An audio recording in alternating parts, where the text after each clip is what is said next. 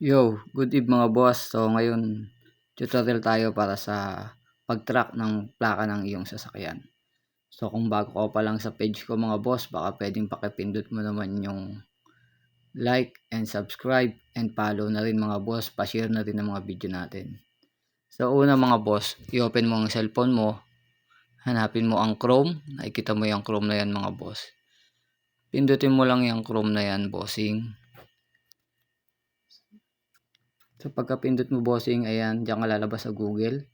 I-type mo lang yan sa search mo ang LTO tracker. Ayan mga boss, yung unang-una, yung may logo ng LTO.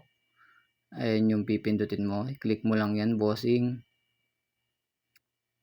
Tapos dito ka lalabas, i-got it mo lang yan. I-click mo lang ang got it bossing. Nandiyan ka na sa site ng LTO tracker.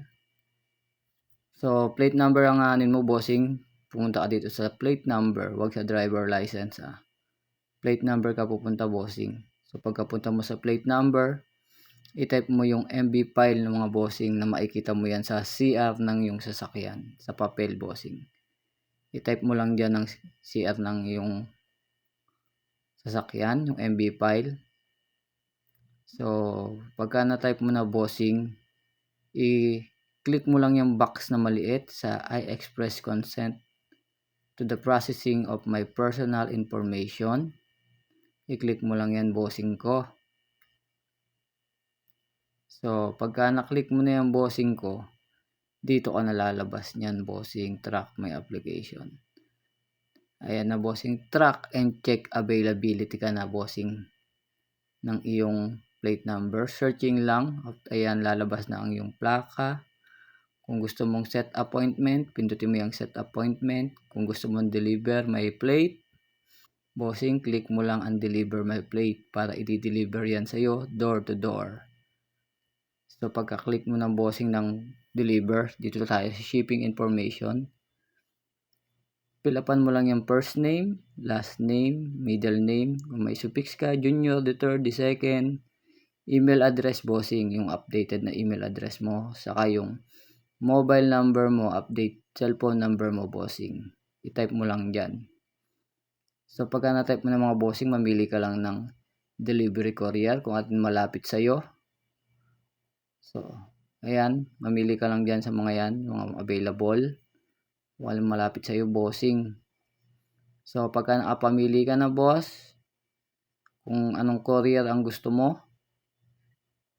pupunta ka na dito sa yan, deliver to, yan. So isa-search mo muna dyan yung landmark ng lugar mo mga bossing. Itatype mo lang dyan kung saan malapit or barangay ang iyong lugar boss. Next mo lang yan bossing ko. Pagka-click mo na next, dito ka sa address line 2. Yan. Diyan mo na itatype bossing ang house number, floor, building, street, ang exact address mo bossing.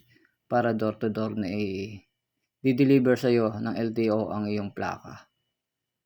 So kapag ka na-type mo na bossing, pindutin mo lang yung submit. Confirm mo lang yan bossing ko. Yun. So pagka-confirm na yung delivery address, punta ka na dito sa upload valid ID. So kung may picture ka na sa gallery mo bossing, upload ka lang ng photo. Kung wala naman, captured photo ka. So ayan, pili ka lang ng ID mo bossing, yung valid ID. Pagka na-upload mo na boss, punta ka naman sa certificate of registration.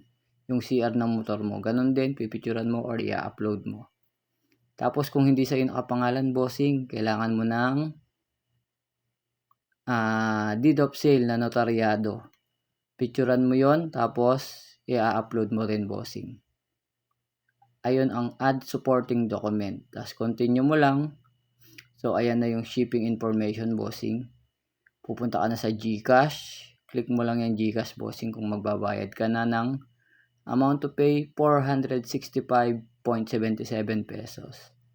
GCash bossing, pagka-click mo ng GCash na yan, may mga instruction na dun sa GCash, dire-diretso na yon hanggang sa matapos mo. Sana nakatulong boss. Ingat and God bless.